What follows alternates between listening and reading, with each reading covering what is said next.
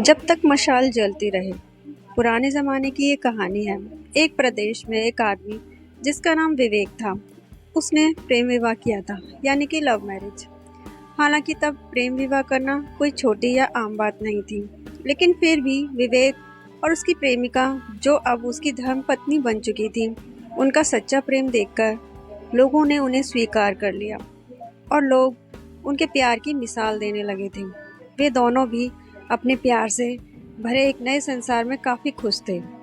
लोग ये देखकर हैरान रह जाते थे कि उन दोनों ने कभी किसी वस्तु या विषय को लेकर कभी झगड़े नहीं होते थे।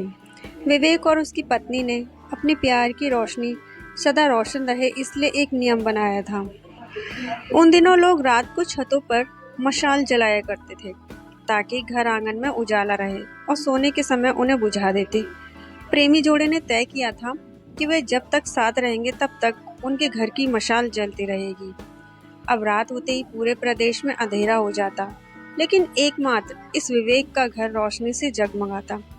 इस प्रदेश का राजा एक बड़े से महल में रहता था। हर रात को सोने से पहले वो अपनी रानी के साथ महल की छत पर जाकर आसमान के नज़ारे देखता था। एक बार जब राजा अपनी रानी के साथ छत पर चांद सितारे देख रहा था, तब दोनों की नज़र विवेक के जगमगाते घर पर पड़ी। राजा और रानी दोनों इसके बारे में चर्चा करने लगे। राजा ने कहा, इस प्रेमी जोड़े में पति समझदार है, इसलिए उनका साथ अच्छे से चल रहा है। रानी राजा से सहमत नहीं थी। रानी का कहना था, जरूर पत्नी ही ज्यादा समझदार होगी और वह पति के और उसके घर वालों की गलतियों को नजरअंदाज कर देती होगी। इसके बिना उनके परिवार का इतने अच्छे से चलना संभव नहीं है। राजा रानी की चर्चा बहस में और फिर बाद में झगड़े में बदल गई। अंत में राजा ने कहा कि हम क्यों झगड़ा करें, एक काम करते हैं, उनकी परीक्षा लेते हैं और देखते हैं कौन ज्यादा समझदार है। रानी को भी यह सुझाव पसंद आया। राजा ने उनकी परीक्षा लेने के लिए एक योजना बनाई और रानी को बताई। अगले दिन योजना के मुताबिक रानी ने विवेक के घर एक स्त्री को भेजा। वह स्त्री विवेक के पास गई और उससे बोली, मैं तुम्हारे लिए रानी का एक संदेश लेकर आई हूँ। वो स्त्री संकोच करते हुए विवेक से बोली कि रानी को तुम बहुत पसंद आ गए हो। अगर तुम अपनी पत्नी को छोड़ दो या उसकी हत्या कर दो तो रानी तुमसे शादी करने के लिए तैयार है। महिला की बात सुनकर विवेक को गुस्सा आ गया, लेकिन उसने अपने गुस्से पर काबू रखते हुए उस महिला से कहा कि ऐसी 1000 रानियां भी आ जाएगी तब भी मैं अपनी पत्नी को धोखा नहीं देने वाला। तुम मेरी तरफ से रानी से माफी मांग लेना और कहना ऐसा प्रस्ताव दोबारा न भेजे।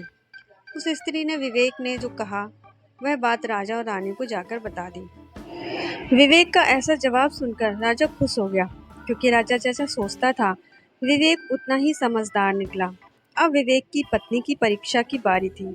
राजा ने एक आदमी को उसके पास भेजा। आदमी ने विवेक की पत्नी से कहा, राजा को तुम पसंद आ गई हो। राजा ने कहा है, अगर तुम अपने पति को मार देती हो तो वो तुम्हें उनकी रानी बना लेंगे। आदमी की बातें सुनकर पहले तो विवेक की पत्नी कुछ भी नहीं बोली। जब आदमी वहां से जाने लगा तब पीछे से विवेक की पत्नी ने कहा कि आज रात को जब मशाल बुझ जाएगी तो समझ लेना कि मैंने अपनी पति की हत्या कर दी है। राजा के आदमी ने इस घटना का वर्णन राजा और रानी के सामने जाकर किया।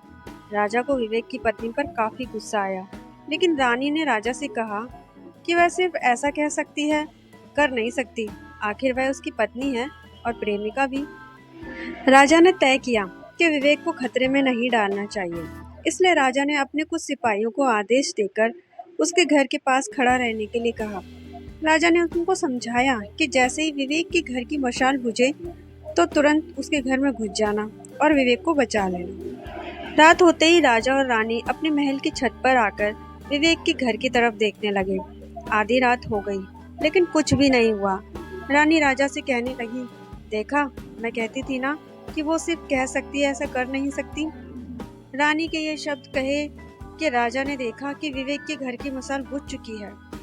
राजा को विवेक की चिंता होने लगी। थोड़ी देर बाद राजा के वह सिपाही जो विवेक की सुरक्षा के लिए वहां खड़े थे, राजा के पास आए और उन्होंने राजा को विवेक की मौत की खबर सुनाई। राजा ने कहा, तुम्हारे होते हुए विवेक कैसे मर सकता है? सिपाहियों ने कहा कि उसकी पत्नी ने दिन में ही जहर दे दिया था और रात को पति के मरने के बाद उसने घर की मशाल बुझाई, इसलिए हम कुछ भी नहीं कर पाए। राजा को इस घटना से न सिर्फ विवेक की पत्नी से बल्कि औरत जात से ही नफरत हो गई। विवेक की पत्नी की बेवफाई के विचार उसे पूरी रात आते रहे। राजा उस रात एक मिनट भी सो नहीं पाया।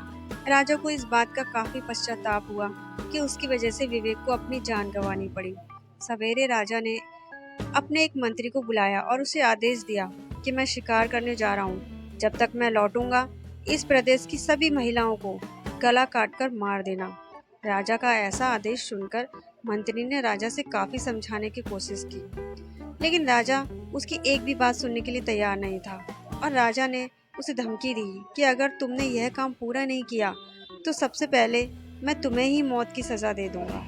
राजा के शिकार पर जाने के बाद मंत्री काफी चिंता में डूब गया। जब मंत्री को कुछ भी समझ नहीं आ रहा था तो मंत्री सीधे अपने पिता के घर गया, जो पहले राजा के पिता के यहाँ मंत्री रह चुका था और काफी समझदार था। मंत्री ने अपने पिता को सारी बात बताई। बेटे की बात सुनने के बाद उसके पिता ने उसे कहा कि सबसे पहले तुम कहीं पर छुप जाओ, क्योंकि राजा जब लौटेगा और देखेगा कि तुमने उसका हुक्म नहीं माना है तो वह तुम्हें सजा देगा। मैं देखता हूँ, किसी तरह राजा को समझाता हूँ। रात को जब राजा लौटा और उसने देखा कि उसके प्रदेश में सभी महिलाएं पहले की तरह ही अपना काम कर रही हैं, घूम रही हैं, तो उसे मंत्री पर बहुत गुस्सा आया। हर जगह तलाश करने के बाद जब मंत्री नहीं मिला तो राजा सीधे मंत्री के पिता के घर जा पहुंचा। राजा ने मंत्री के पिता से मंत्री के बारे में पूछा। मंत्री ने पिता से राजा को शांत करने के लिए पानी दिया, बैठने के लिए कहा और बाद में राजा से पूछा कि आप क्यों सभी महिलाओं को मारना चाहते हैं। राजा ने विवेक वाली पूरी कहानी मंत्री के पिता को बताई। मंत्री के पिता ने राजा से कहा कि आपने जो फैसला किया, मैं उससे सही या गलत नहीं बता रहा हूँ, लेकिन मैं जो एक छोटी सी कहानी जो मैं जब मंत्री था तब मेरे साथ घटित हुई, वह मैं आपको सुनाता हूँ। उसे सुनने के बाद आप जो फैसला करेंगे वह हम सब मान लेंगे। मंत्री के पिता ने कहा, एक दिन मैं जंगल से गुजर रहा था। अचानक एक नकाबपोश घोड़े पर सवार होकर आया और मुझे बंदी बनाकर घसीटते हुए कब्रिस्तान लेकर गया।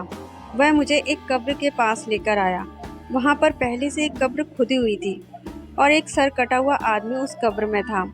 उस नकाबपोश ने मुझे उस कब्र में मिट्टी डालने के लिए कहा। जब मैंने कब्र को पूरी तरह से मिट्टी से ढक दिया, तब उसने मुझे बाजू में एक और कब्र खोदने के लिए कहा। मुझे लगा यह दूसरी कब्र मेरे लिए ही खोदी जा रही है। कब्र पूरी तरह तैयार होने के बाद जब नकाबपोश ने अपने चेहरे से नकाब हटाया तो मैं देखकर चौंक गया, क्योंकि वह एक बहुत ही सुंदर महिला थी। उसने मुझसे कहा कि तुम डरो मत, यह कब्र तुम्हारे लिए नहीं है, बल्कि यह कब्र मेरे लिए खुद के लिए है। अभी अभी जो तुमने इस सरकटे आदमी को दफन किया है, वह एक राजकुमार है, जिसने मुझे पाने के लिए मेरे पति की हत्या कर दी और मैंने बदला लेने के लिए उसे मार दिया। मैं अपने पति से बहुत ज़्यादा प्यार करती हूँ, इसलिए मैं इस जन्म में जिंदा नहीं रहना चाहती और उनके कब्र के बाजू में मरकर दफन होना चाहती हूँ, ताकि अगले जन्म में फिर से उनसे मिल सकूँ। इतना कहकर उस महिला ने अपनी गर्दन पर चाकू रखकर गर्दन काट ली और उस कब्र में गिर पड़ी। मेरे पास कोई दूसरा उपाय नहीं था, क्योंकि मुझे पता चल चुका था कि वह मुझे सिर्फ अपने आप को कब्र में दफन करने के लिए वहाँ तक लेकर गई थी। तो मैंने उसे दफन किया और अपने घर वापस लौट आया। महाराज, आपने जिस घटना को देखा है उसमें एक महिला ने धोखेबाजी की है, लेकिन मैंने जो कहानी सुनाई है, मैंने जिस घटना को अनुभव किया है, उसमें एक महिला ने अपने पति के प्यार में अपनी जान दे दी। अब आप ही बताइए महाराज, अगर एक महिला बेवफा निकली तो क्या सभी महिलाएं बेवफा होंगी? एक महिला के किए जाने की सज़ा सभी महिलाओं को देना क्या उचित होगा? राजा को बूढ़े मंत्री की बात अच्छी तरह से समझ में आ गई। उसने सभी महिलाओं को मारने के ख्याल अपने मन से निकाल दिया।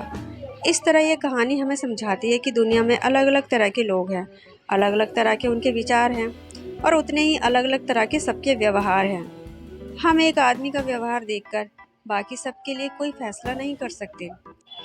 आज के दौर में यह बात बहुत अच्छी तरह से सबको समझनी चाहिए, क्योंकि आजकल ऐसा होता है कि जब कोई प्यार में धोखा खाता है तो वह सभी औरतों को या सभी पुरुषों को नफरत की दृष्टि से देखने लगते हैं, सभी को एक ही तराजू में तौलने लगते हैं। तो दोस्तों, ये थी एक कहानी, एक बेवफा पत्नी की कहानी। ये कहानी आपको कैसी लगी हमें ज़रूर बताइएगा। और वीडियो को लाइक और शेयर कीजिए और हमारे चैनल को सब्सक्राइब कर लीजिए। मिलते हैं इसी प्रकार की एक और नई कहानी के साथ अपनी नेक्स्ट वीडियो में। जब तक के लिए जय हिंद।